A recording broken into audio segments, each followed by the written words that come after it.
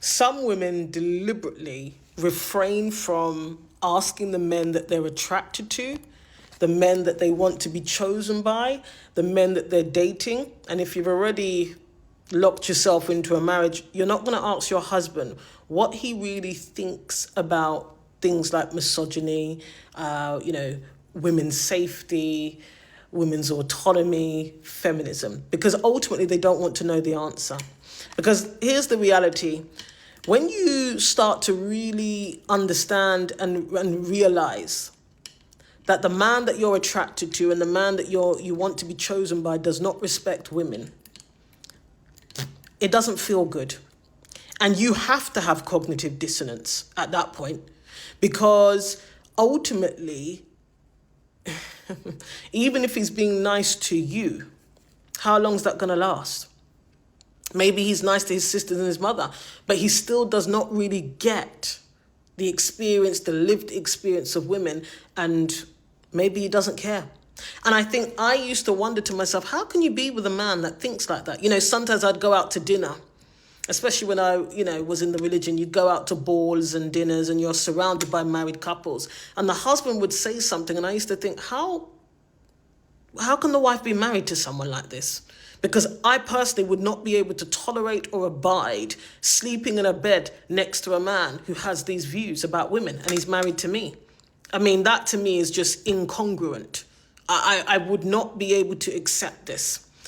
But I realized over time and maturity that the problem is, once you scratch the surface or pull the thread with men in general, there's a certain level of misogyny that lives in their system.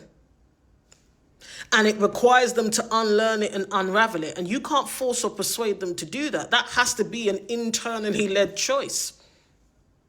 There's nothing you can do as a woman. And so what I observe a lot of the time, and I think the conversation that's often had broadly about women settling is interesting, because for me, from my perspective, I don't necessarily think about, women settling with a man that's less good looking or a man that earns less money.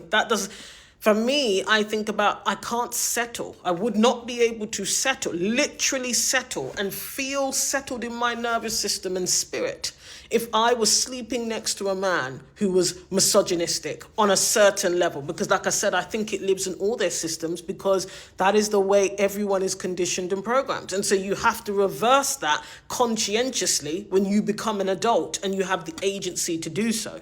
But there's a certain level of misogyny that I could not live with. And this is very important as well. It's just come to my mind as I'm speaking. I think sometimes when people talk about toxic masculinity, and when I hear men push back on the portrayal and the description of toxic masculinity,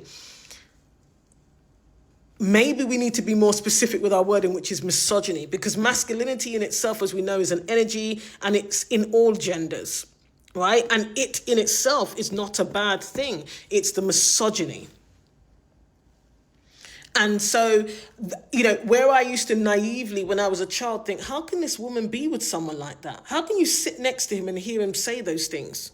I would find it outrageous. Some of the ways I've witnessed men treat women. And I have to be honest, even when I was in the old religion, I used to think about the elders' wives. I used to think, if only you knew how your husband speaks to women in the second school, in judicials. If only you knew, but they do know. They do know, right? But that's the choice that they've made. And I guess it's the choice that women who are heterosexual, who are attracted to men, how much misogyny can you tolerate in your partner?